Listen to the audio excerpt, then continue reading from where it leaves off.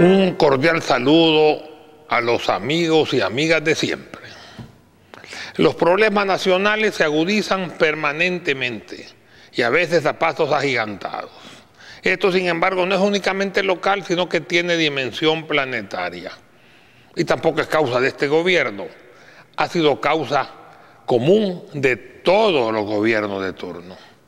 Todos los gobiernos del mundo están comprometidos y todos los pueblos en el planeta están padeciendo o están próximos a padecer una crisis mayor que las anteriores. Claro, golpeará dentro de poco con mayor incidencia en aquellos países que incluso en periodos halagüeños soportaban penurias. Todos los gobiernos de turno han participado con su porcentaje de culpabilidad.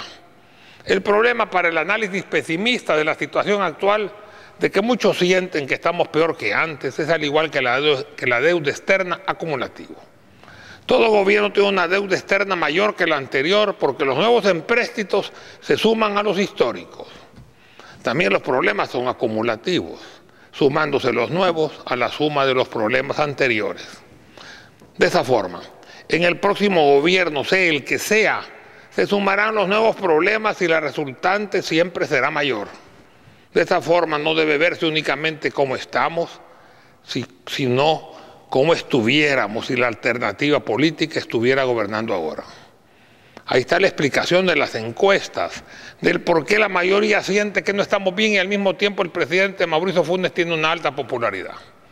La mayoría del pueblo pobre siente que la labor del presidente, a pesar de los problemas, es aceptable. A esto, sin embargo, quisiera hacer varias acotaciones. Primero, el grueso de los usuarios de Internet, la mayoría pensante de nuestro país, pertenece a un gran porcentaje a la clase media y realmente ellos se han sentido la dureza de la crisis. Las medidas sociales han favorecido a las clases populares, pero la clase media ha quedado relegada. Para alguien que maneja su presupuesto con una hoja de gastos y con cantidades ajustadas, cualquier aumento del costo de los bienes y servicios les desequilibra el presupuesto, debiendo eliminar primero los gastos superfluos y luego hasta gastos necesarios.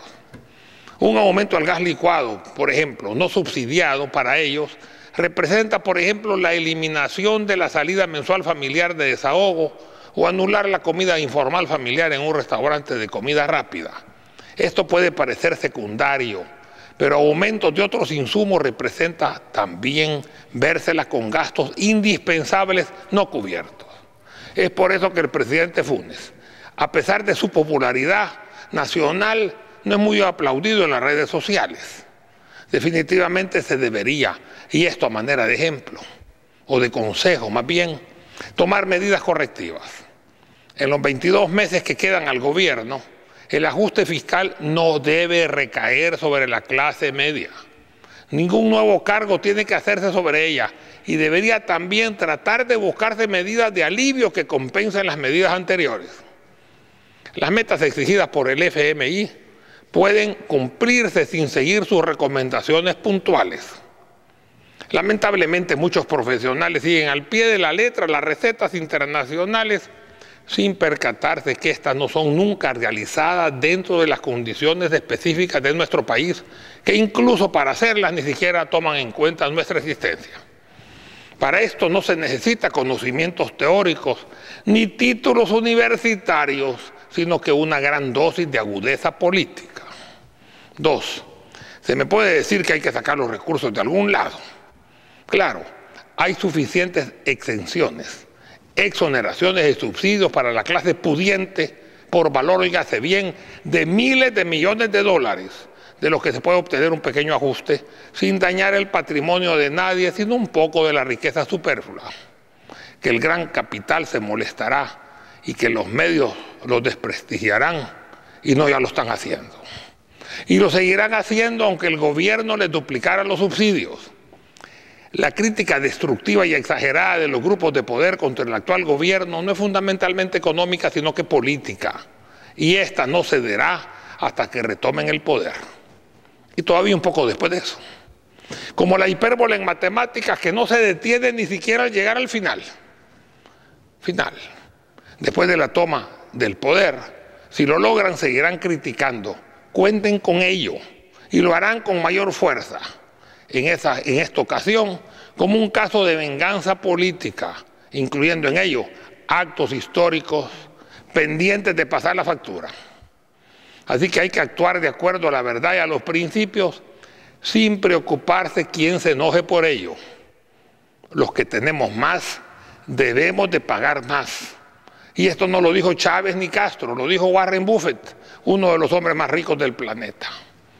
Yo estoy de acuerdo con eso. Por ejemplo, una de mis empresas, Norma, fue la más sacrificada con los uniformes escolares gratuitos, ya que éramos los líderes de dicho sector y perdimos más de la mitad de nuestros ingresos.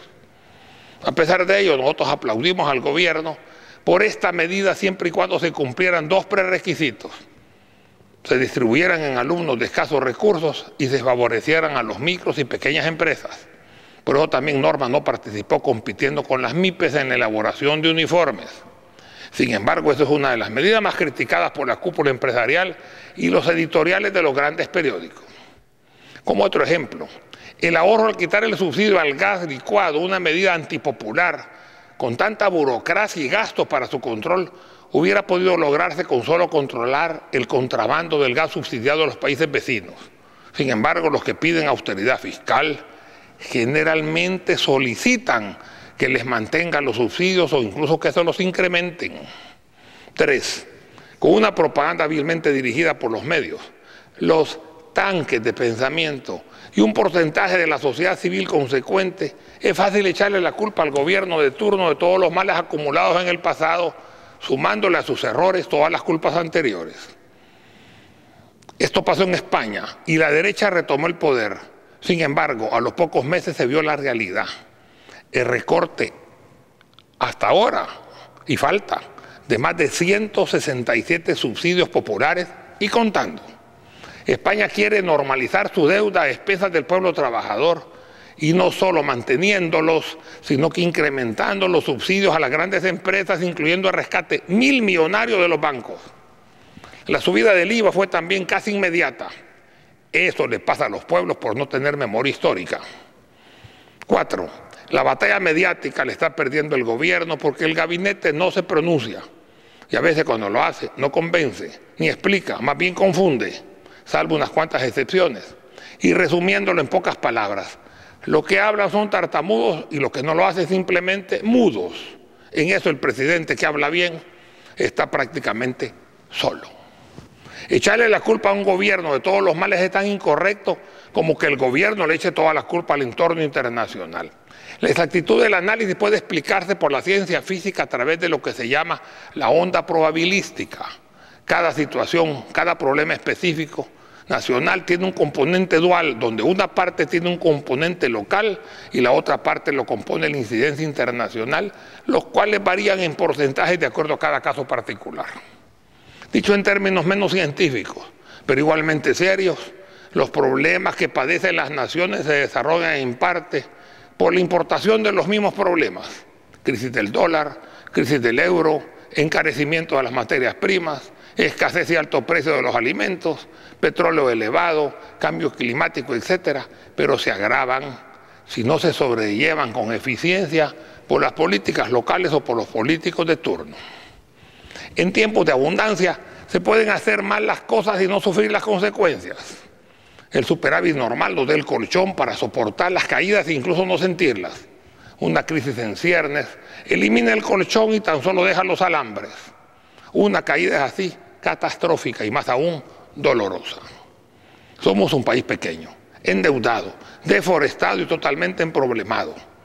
Necesitamos negociar y ser amigos de los Estados Unidos. ¿Por qué no? Aunque debemos tener la suficiente entereza de no ser serviles y tener relaciones amistosas con todos los países del mundo. Hablar como Chávez, por favor. No tenemos ni el tamaño, ni la riqueza, ni la lejanía, ni la parcial independencia de Venezuela y tampoco tenemos petróleo ni ningún material estratégico. Hablar con Chávez, eso es otra cosa.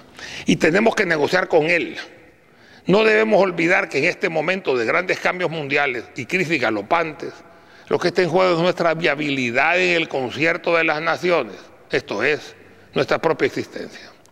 Hay crisis económica, crisis social, crisis de valores, crisis existencial, crisis política, crisis financiera, crisis fiscal y estamos volviendo inmisericordiamente a repetir la historia, a tropezar de nuevo con la misma piedra.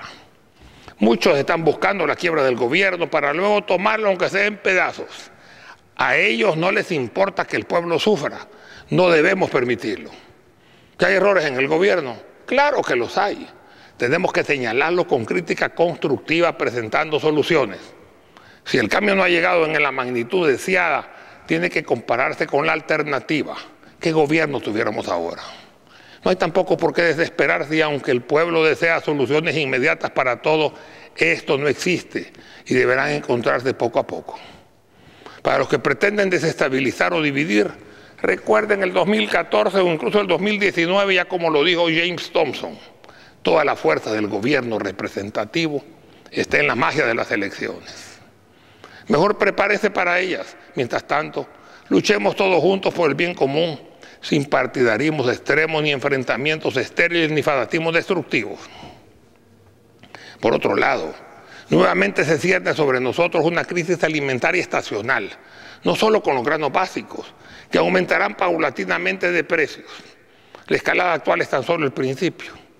Los precios subirán y diferente al desarrollo normal de los procesos económicos, que se fomenta la producción con precios atractivos, los alimentos escasearán. Llegará el momento de que no alcanzará el dinero para comprarlos y después no habrá que comprar aún teniendo dinero. Esto naturalmente será un proceso escalonado, complicándose poco a poco con periodos de suficiencia parcial por buenas cosechas que no serán permanentes. Hemos dicho que se necesita buscar la autosuficiencia alimentaria y este gobierno, con la ayuda de Alba Alimentos, algo está haciendo al fin, pero la crítica destructiva por ello es abundante. Estamos también conscientes que la era de petróleo barato se acabó y si bien este es un problema importado, poco se hace para paliarlo. Se habla a veces de biocombustibles, biodiesel y etanol, ahora con menor insistencia y mucho menor esperanza todavía. Ya lo dije antes, esto tan solo es conveniente para la microeconomía, pequeñas plantas pilotos o fábricas medianas.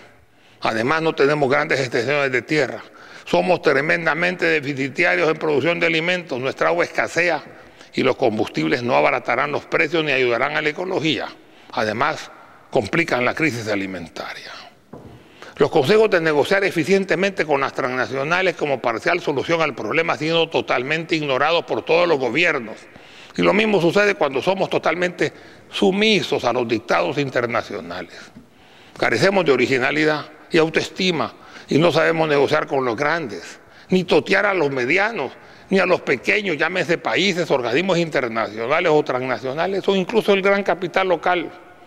Por otro lado, no se ha querido considerar la posibilidad de entrar a Petrocaribe, que es una alianza comercial de venta de petróleo y petroquímicos con Venezuela, con amplias facilidades de pago similar como se hizo en el pasado en el Acuerdo de San José, donde se incluía México y Venezuela. En Petrocaribe ya se encuentran incluidos Guatemala, Honduras, Belice y Nicaragua, y Costa Rica lo solicitó con el presidente Arias, aunque el actual presidente lo ha suspendido para su estudio. Nosotros ni siquiera lo hemos intentado. Mejor Estados Unidos negocia petróleo y gasolina en grandes cantidades con Venezuela. Somos al menos en este caso el gobierno más de derecha de Centroamérica, e incluso más que los Estados Unidos. ¿A qué tanto temor entonces? La crítica destructiva aparenta así ser un artificio mediático con el objeto de retomar el poder. Sin embargo, estamos jugando con fuego, ya que no comprendemos el tamaño de la crisis internacional e incluso los medios se equivocan al mencionar cantidades. Tal parece que muchas veces no se hace diferencia entre millones o miles de millones o entre millones de millones. Por ejemplo, si nos turnáramos para no perder ni un segundo y empezáramos a contar 1, 2, 3, 4, etcétera. Y lo más rápido posible, para llegar a 1 millón, necesitaríamos aproximadamente 12 días de 24 horas. Pero si tratamos de contar 1 millón de millones, se necesitarían más de 65.000 años. Una gran diferencia. Estados Unidos tiró al mercado sin respaldo esa cantidad enorme de dólares. Y ahora Europa se suma con el euro. La crisis financiera internacional es de enorme magnitud, que incluso es factible que el mercado internacional pueda colapsar en el próximo futuro, hundiendo al mundo entero. Y si el mundo industrial pudiese sobrellevar la crisis, Las medidas que se toman y se están tomando pondrán a los países subdesarrollados como el nuestro en una más deprimente situación.